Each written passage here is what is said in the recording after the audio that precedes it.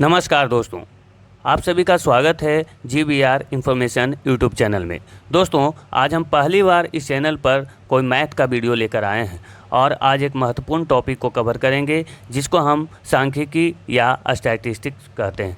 ये टॉपिक किसी भी एग्ज़ाम के पॉइंट ऑफ व्यू से बहुत ही इम्पोर्टेंट है क्योंकि यहाँ से एक या दो प्रश्न ज़रूर बनते हैं, तो आप इसे ध्यान से समझिए। हमारा पूरा प्रयास रहेगा कि आपको कम समय में सभी चीज़ें आसानी से समझा दें।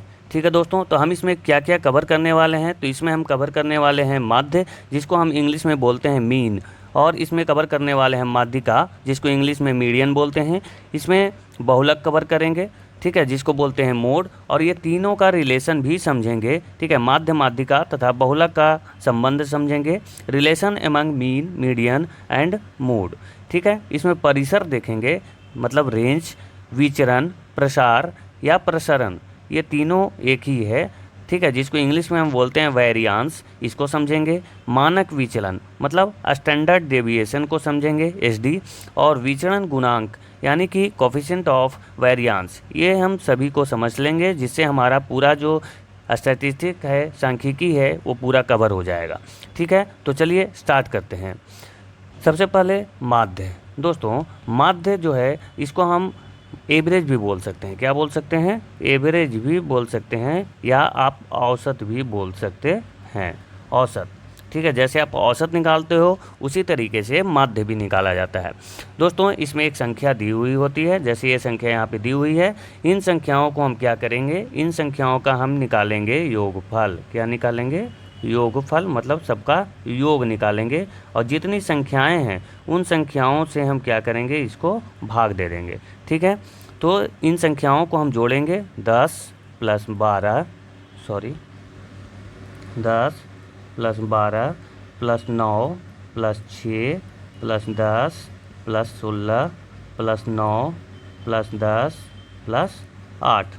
दोस्तों, इन संख्याओं को जब हम जोड़ेंगे तो इन संख्याओं को जोड़ने के बाद आ जाएगा 90, मतलब 90।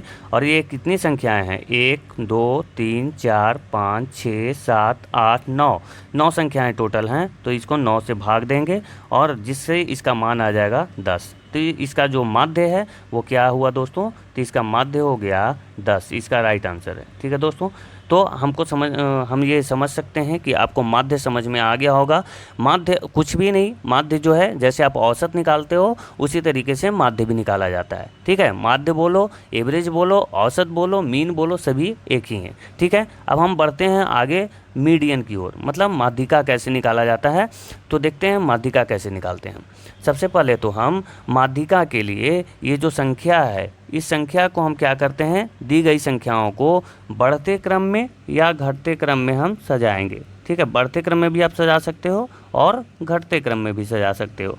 ठीक है, असेंडिंग ऑर्डर या डिसेंडिंग ऑर्डर में। तो हम अपनी सुविधा अनुसार इसको सजाते हैं। तो हमको जहाँ तक लगता है हमको बढ़ते क्रम में आसानी होती है, तो हम बढ़ते क्रम में ही इसे सजा लेते हैं। तो सबसे पहले इसमें छोटी संख्या कौन सी है? तो सबसे छोटी संख्या इसमें 6 है। ठीक है, उसके बाद क्या है? 8 है, उसके बाद 9 है, उसके बाद फिर एक 9 है, उसके बाद क्या है? 10, उसके बाद 10 3 बार है, 10 10, और उसके बाद एक बार 12 है, और एक बार क्या है? 16 है।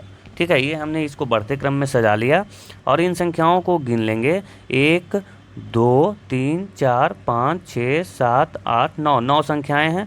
तो बीच में कौन सी संख्या आएगी? बीच में आएगी 5वीं संख्या, है ना। 4 संख्या इधर से हम ख़त्म करेंगे और 4 संख्या इधर से करेंगे, मतलब बीच वाली जो संख्या होगी ये इसका क्या होगा? ये इसका मीडियन होगा, मतलब माध्य होगा। ठीक है, जो बीच वाली संख्या होती है। ठीक है, ये तो हम समझ लिए जब 9 संख्या थी। तो अगर मान के चलिए यहाँ पे 10 संख्या होता, जैसे ये क्या है? ये ऑड नंबर में है, 9 संख्याएं हैं। अगर ये 10 संख्या होता तो हम कैसे करते? ठीक है, तो इसी में हम एक संख्या को और जोड़ लेते हैं। जैसे यहाँ पे एक संख्या है 4 को हम यहाँ पे जोड़ लेते हैं। 4 एक और संख्या है। ठीक है, तो हम फिर क्या करेंगे? इसको फिर से हम बढ़ते क्रम में इसको फिर से सजा लेते हैं। ठीक है, जैसे 4, फिर आ जाएगा 6 8 9 9 10 10 3 बार है, 10 10 10 और 12 और 16। ठीक है, कितनी संख्याएं हो गए, हाँ 2 4 6 8 10, हाँ 10 संख्याएं हो गए। तो हम क्या करेंगे, इसमें बीच में कौन सी संख्या आएगी, तो इसमें बीच में दो संख्याएं आएंगी 9 और 10, क्योंकि 4 संख्या इधर से हम ख़त्म कर लेंगे और 4 संख्या इस साइड से ख़त्म कर लेंगे, लेफ़्ट साइड से भी और राइट साइड से भी। तो मेरे पास दो संख्याएं जो हैं वो बीच में आएंगी, तो हम इसको क्या करेंगे, तो ये दोनों को जोड़ करके 9 + 10 इज और डिवाइड बाई 2, हम इसको 2 से भागा दे देंगे क्योंकि दो संख्याएं हैं, है ना, और हमको बीच वाली चाहिए, तो इसका जो आएगा वो 9.5 यानी कि 9.5 इसका राइट आंसर हो जाएगा।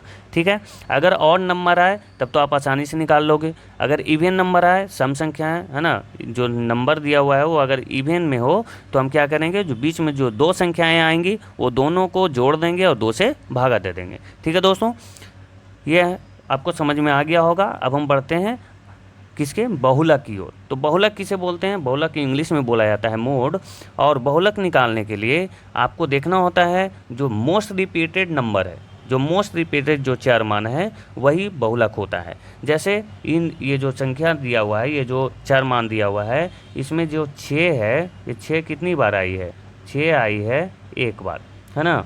8 कितना बार आया है, 8 जो है वो एक बार आया है, देखिए 6 एक बार आया है, 8 एक बार आया है, और 9 कितनी बार आई है, 9 जो है, सॉरी बढ़िया से लिख नहीं पा रहे हैं, 9 जो है वो 2 बार आई है, 9 2 बार आई है, 9। 10 कितना बार आया है, 10 जो है वो 3 बार आया है, 10 1 2 3 बार। 12 कितना बार आया है, 1 बार आया है, और 16 भी 1 बार आया है। ठीक है दोस्तों, 16 भी 1 बार आया है। तो इसमें जो मोस्ट रिपीटेड है वो 10 है, 10 को 3 बार रिपीट किया गया है, तो 10 ही इसका क्या हो जाएगा, आंसर हो जाएगा, मतलब मोड जो है इसका वो 10 होगा। ठीक है, मतलब बहुलक क्या होगा, 10 होगा। जैसे कोई भी अगर संख्या आपके पास दी हुई हो और जो सबसे ज़्यादा बार रिपीट संख्या होगा वही क्या होगा, उसका बहुलक होगा। जैसे हम यहाँ पे मानते हैं 6 4 5 8 6 7 6 5 6, इसमें कौन सी होगी बहुलक, सॉरी, तो इसमें बहुलक जो है वो 6 होगी, क्योंकि 6 जो है वो देखिए 3 बार, सबसे ज़्यादा बार रिपीट किया गया है 6, तो इसका जो आंसर होगा वो क्या होगा, 6 इसका बहुलक होगा। ठीक है दोस्तों, ये भी आपको समझ में आ गया होगा। अब दोस्तों हम 3 चीज़ें कवर कर चुके हैं, माध्य, माध्यिका और बहुलक। हमने कैसे कैसे कवर किया, तो माध्य जो था, माध्य हम कैसे निकाल रहे थे, माध्य जो है वो औसत हम निकाल रहे थे, है ना, दी गई संख्याओं का योग बटा दी गई संख्याओं की संख्या, है ना। और माध्यिका हमने कैसे निकाला, तो माध्यिका निकाला जो बीच वाली संख्या थी, है ना, जो सेंटर वाली संख्या थी, वैसे हमने माध्यिका निकाला। और बहुलक कैसे निकाला, तो जो सबसे ज़्यादा बार रिपीट हुआ था वो बहुलक है। अब हम इन तीनों में संबंध देखते हैं, क्योंकि आपसे कोई भी दो संख्या दे सकता है, दो का मान दे देगा, जैसे माध्य दे देगा, माध्यिका दे देगा और बहुलक पूछ लेगा, तो हम उसको कैसे निकालेंगे। तो इसको निकालने के लिए एक फार्मूला है, ये आप ध्यान से याद रख लीजिएगा, क्योंकि इससे बहुत सा ज़्यादा प्रश्न बनता है ना। जैसे अगर माध्यिका, अगर जैसे हमने वो इसी ये जो चार मान दिया हुआ है इसका हमने माध्यिका निकाला, तो माध्यिका इसका क्या आया था, माध्यिका इसका आया था 10, सॉरी माध्य आया था 10, है ना, माध्य कितना आया था 10, माध्य आया 10, और माध्यिका कितना आया दोस्तों, माध्यिका भी आया 10, माध्यिका भी आया 10। तो हम इसका बहुलक कैसे निकालेंगे, तो बहुलक हम निकालेंगे, देखिए बहुलक बराबर होता है 3 गुने माध्यिका, तो माध्यिका हो गया 10, और इसमें से माइनस कर देंगे 2 गुने माध्य, तो माध्य भी मेरे पास 10 है ना, तो 30 - 20 = 10, 10 इसका बहुलक आ गया। ठीक है दोस्तों, आया या नहीं, हमने क्वेश्चन में भी देखा था कि 10 ही बहुलक आया हुआ था। ठीक है, तो और भी देख लेते हैं, जैसे कि अगर मान लीजिए कि यहाँ पे दिया हुआ है माध्य, माध्य दिया हुआ है 5, है ना, माध्य कितना दिया, माध्य आपको दे दे 5, 1 मिनट, जैसे माध्य आपको 5 दे दिया, माध्यिका भी दिया हुआ है, माध्यिका दिया हुआ है 10, है ना 10, तो पूछा कि बहुलक क्या होगा, क्या बहुलक आपसे पूछा है। ठीक है दोस्तों, तो हम कैसे निकालेंगे, तो बहुलक बराबर होता है 3 × माध्यिका, तो 3 × माध्यिका 10 दी हुई है है ना, इसमें से हम माइनस कर देंगे 2 इंटू माध्य, माध्य आपके पास 5 है तो आ जाएगा 30 माइनस 10, कितना आ गया, बहुलक यहाँ पे 20 आ गया। ठीक है दोस्तों, हम आशा करते हैं कि आपको ये समझ में आ गया होगा और ये बहुत ही इंपॉर्टेंट है ना। इसमें से 3 में से कोई भी 2 का मान देगा और तीसरा आपसे पूछ लेगा तो आप आसानी से इसे इस फार्मूले के माध्यम से आप निकाल सकते हैं। ठीक है दोस्तों, आगे बढ़ते हैं। दोस्तों आगे बढ़ने से पहले आपको हम बताना चाहेंगे कि हम हर सोमवार को करेंट अफेयर का सेशन लेकर के आते हैं वीकली, ठीक है, जो कि बहुत ही कम समय में हम पूरे सप्ताह का करेंट अफेयर हम उसमें बताते हैं और जो मोस्ट इंपॉर्टेंट होता है वही बताते हैं। ठीक है, आलतू फालतू की बातें उसमें नहीं की जाती हैं। ठीक है, तो देखिए जैसे कि जुलाई का करेंट अफेयर आया था, ये पहला पार्ट था, है ना, पहले सप्ताह का। सेकेंड सप्ताह का ये आ चुका है। ठीक है दोस्तों, और जब मंथ जब लास्ट हो जाता है तो हम मंथली भी लेकर के आते हैं, जिसमें वो सारे क्वेश्चन होते हैं जो हमने वीकली में करवा रखे होते हैं। ठीक है दोस्तों, तो देखिए यहाँ पे मई का आया हुआ है, जून का भी आया हुआ है, तो आप हम उम्मीद करेंगे कि आप इसे भी जा करके एक बार देखिए। अगर आपको पसंद आएगा तो ही आप देखिएगा, अगर नहीं पसंद आया तो आप मत देखिएगा। ठीक है दोस्तों, हम बढ़ते हैं आगे। जैसे अब हम देखेंगे परिसर, जिसको इंग्लिश में बोलते हैं हम रेंज। रेंज तो परिसर में हमें कुछ नहीं करना है। परिसर में जो आपका जो महत्तम मान होगा, है ना, महत्तम मान, एक मिनट, महत्तम मान में से न्यूनतम मान आपको माइनस करना होता है, न्यूनतम मान। ठीक है, दी गई चर जो है, वो जो चर दिया हुआ है, ये जो संख्या दिया हुआ है, इसमें महत्तम मान मतलब कि ग्रेटेस्ट नंबर इसमें हमें 16 दिख रही है। 16 माइनस न्यूनतम मान कौन सा है, न्यूनतम मान 8 नहीं, हाँ 6 है यहाँ पे, तो 6 इसको माइनस कर लेंगे और इसका 10, इसका क्या होगा, रेंज आ जाएगा। परिसर इसका क्या आएगा दोस्तों, 10 आ जाएगा। किसी भी अगर चर मान दिया हुआ है बहुत सारा, उसमें आपको कुछ ढूंढना है कि ग्रेटेस्ट नंबर कौन सा है और स्मॉलेस्ट नंबर कौन सा है। जो ग्रेटेस्ट नंबर होगा उसमें से हम स्मॉलेस्ट नंबर को माइनस कर देंगे और वो उसका क्या आ जाएगा, परिसर आ जाएगा, रेंज आ जाएगा। ठीक है दोस्तों, समझ में आ गया होगा। बढ़ते हैं आगे। विचरण, प्रसार या प्रसरण, जिसको हम इंग्लिश में बोलते हैं वेरिएंस, ये बहुत ही इंपॉर्टेंट है दोस्तों, इसको आप ध्यान से देखिए।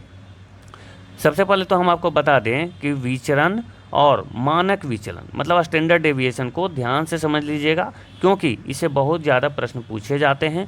दोनों में से किसी भी एक का मान दे देगा और या फिर कोई आपको आंकड़ा दे देगा और पूछ लेता है। तो आइए हम इसको पहले समझते हैं, ये आंकड़े से समझते हैं, है ना। तो आंकड़ा यहाँ पे एक हमने आपको दिया है, इस आंकड़े का जो है सबसे पहले आपको माध्य निकालना होगा।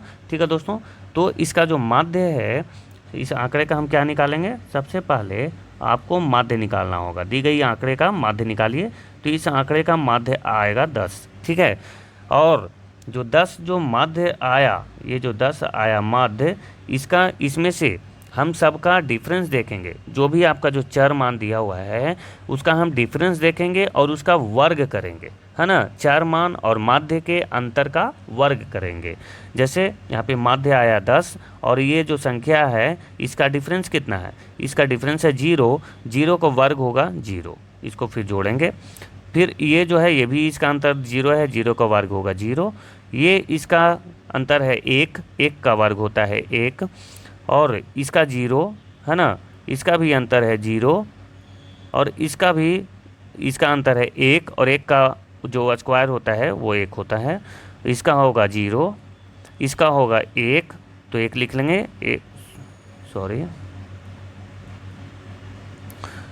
1, और इसका भी अंतर है 1, तो इसको भी 1 लिख लेंगे और डिवाइड कर देंगे जितनी नंबर है उतना से। तो टोटल 9 संख्याएं हैं, 9 नंबर है, तो 9 से इसको भागा दे देंगे और इसको जब जोड़ेंगे तो जोड़ने पे आ जाएगा 4/9।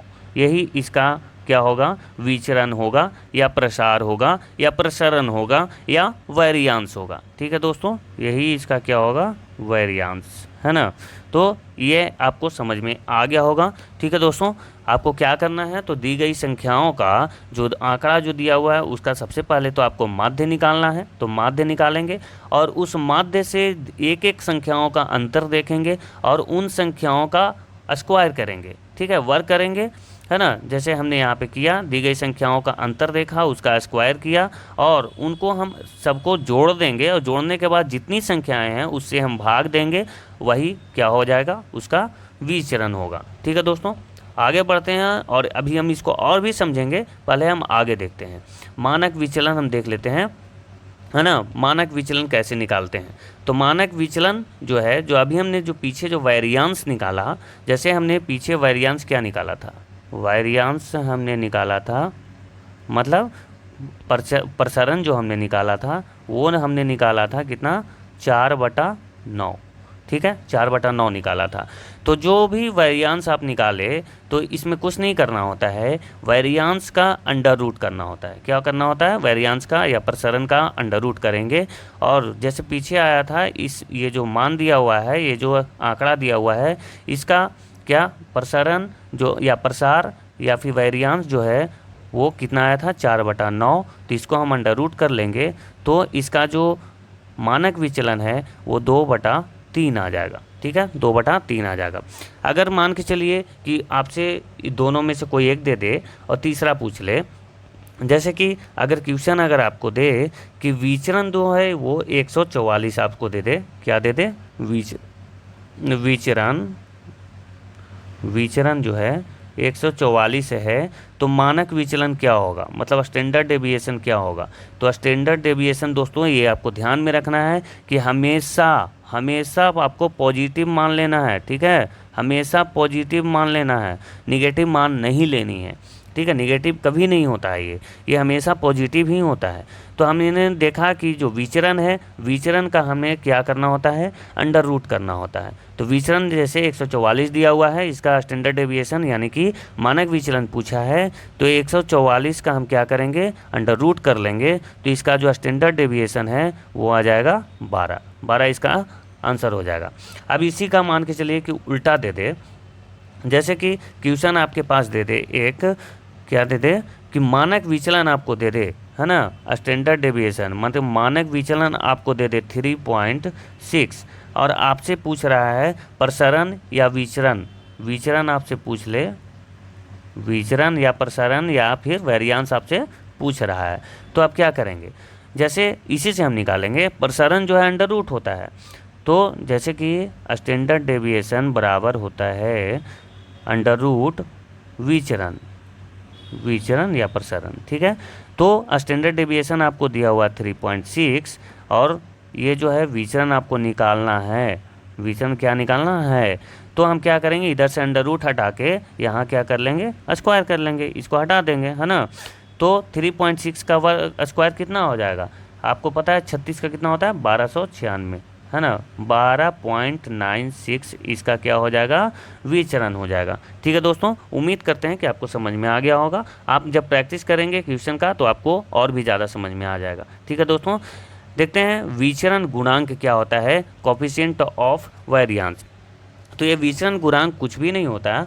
विचरण गुणांक जो है दोस्तों, ये स्टैंडर्ड डेविएशन जो हमने निकाला है ना, मानक विचलन जो निकाला है ना, मानक विचलन स्टैंडर्ड डेविएशन को हम क्या करते हैं, माध्य से भाग दे देते हैं। स्टैंडर्ड डेविएशन को हम माध्य से भाग दे देते हैं और देख लेते हैं कि वो कितना प्रतिशत है ना, कितना प्रतिशत है।